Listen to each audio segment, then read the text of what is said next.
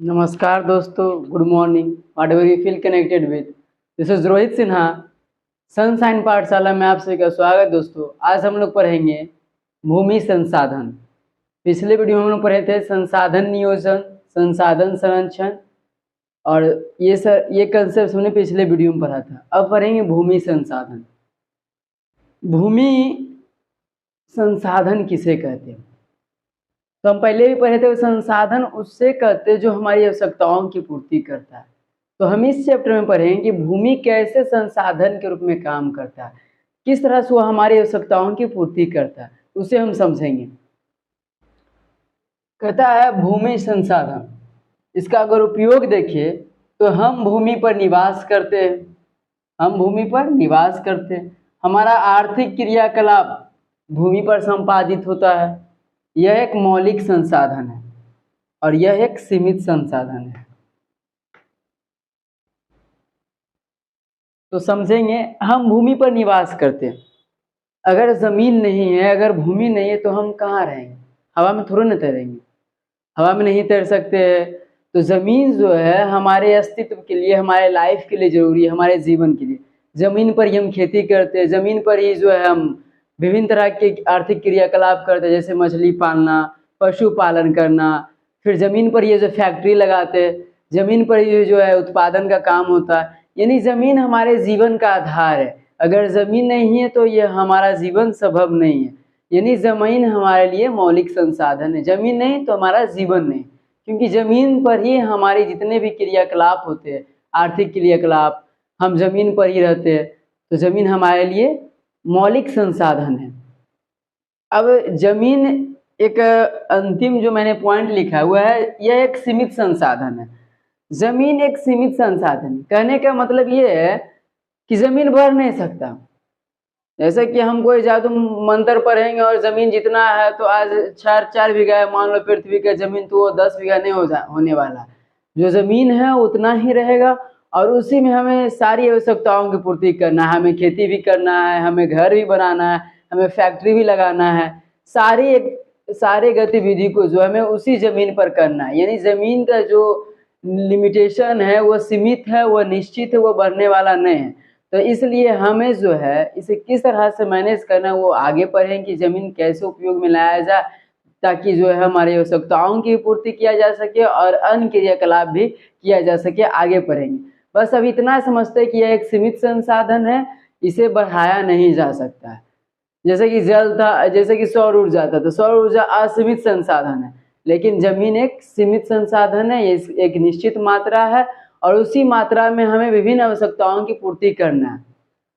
अब समझते हैं जमीन का विभाजन, बंटवारा, डिस्ट्रीब्यूशन, जिसको अंग्रेजी में बोलते हैं डिस्ट्रीब्यूशन।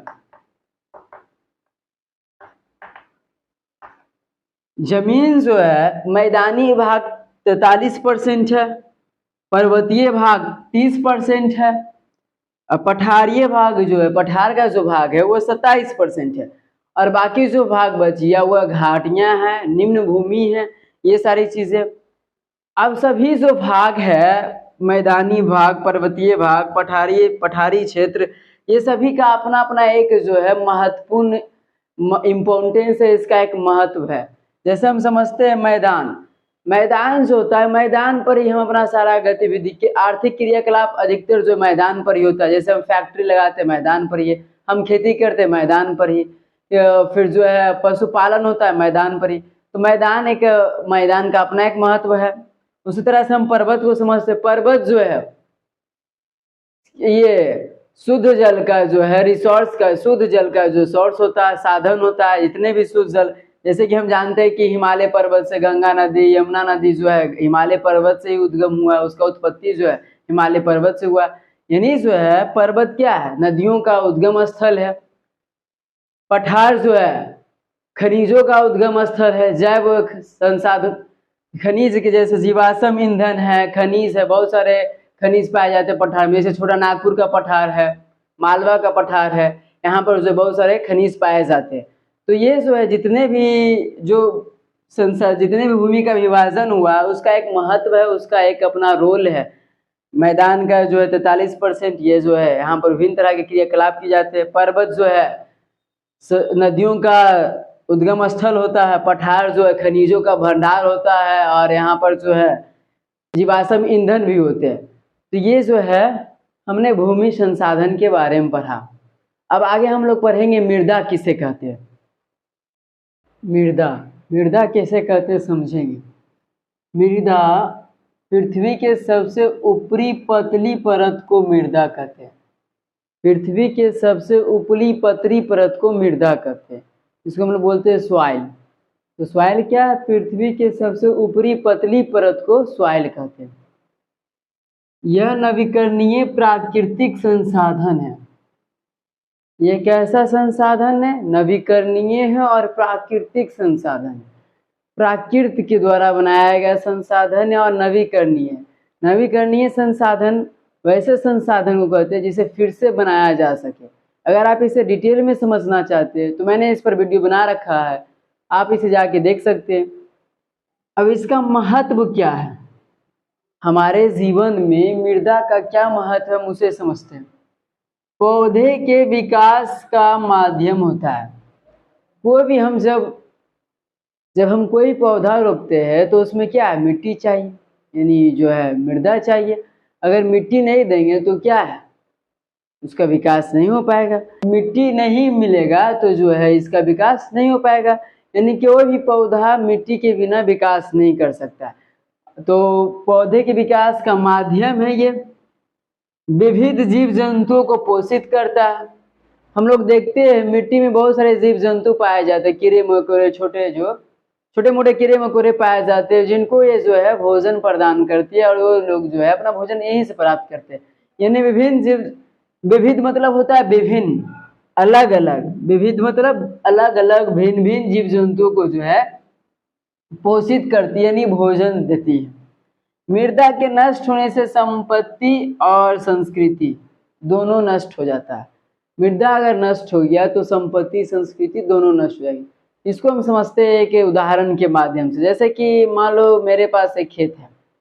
अब उस खेत में मैंने खूब खाद डाला। खाद डालने से क्या हुआ कि जो भूमि जो है, मिट्टी जो है बंजर हो गया, उपजाऊ नहीं रहा। अब उपजाऊ नहीं रहा तो क्या हुआ? वो खेत ऐसे ही अब खाली रहेगा, यानी जो है संपत्ति के नुकसान हुआ। तो मृदा का नुकसान हुआ यानी संपत्ति का नुकसान हुआ। इसे आप आगे समझेंगे, मृदा को कैसे बचा सके, मिट्टी को जो है कैसे हास होने से, खत्म होने से, अनुपजाऊ होने से कैसे बचाया जा सके, तो इसे हम आगे समझेंगे। अब इतना ही समझते हैं कि मृदा के नष्ट होने से संपत्ति का नुकसान होता है। तो मृदा हमारे जीवन के लिए, हमारे अस्तित्व के लिए काफी मायने है, महत्वपूर्ण है। ठीक है, इसको मृदा के 6 प्रकार होते हैं, आइए उसे जानते हैं। मृदा के 6 प्रकार, पहला है जलोढ़ मृदा, दूसरा है काली मृदा, तीसरा है लाल एवं पीली मृदा, चौथा है लेटराइट मृदा, पांचवा मरुस्थलीय मृदा, छठा है पर्वतीय मृदा। काली मृदा को दूसरा रेगुर के नाम से भी जाना जाता है। रेगुर, इसे कपास वाली मृदा भी कहते हैं। काली मृदा को कपास वाली मृदा भी कहते हैं, रेगुर भी इसे कहा जाता है। जलोढ़ मृदा जो भारत में सबसे ज्यादा पाया जाता है, जलोढ़ मृदा। तो ये जो है मृदा के प्रकार है। अब मृदा निर्माण के कारक, मृदा जो बनता है उसके कौन कौन से कारक है उसे हम समझते हैं। मृदा निर्माण के कारक है जलवायु, चट्टान, वनस्पति, हिमनद, अपघटन, पवन, जैव पदार्थ, तापमान परिवर्तन। ये जो है 2019 में आया हुआ क्वेश्चन है, 3 नंबर का क्वेश्चन आया था बिहार बोर्ड में, और CBSE में भी आता है। तो जलवायु, चट्टान, वनस्पति, हिमनद, अपघटन, पवन, जैव पदार्थ, तापमान परिवर्तन, ये सब मृदा निर्माण के कारक है। जैसे तापमान परिवर्तन, हम लोग जानते हैं कि मृदा कैसे बनता है। जब तापमान हमारा बदलता है, तापमान बदलने के कारण चट्टान टूटता है।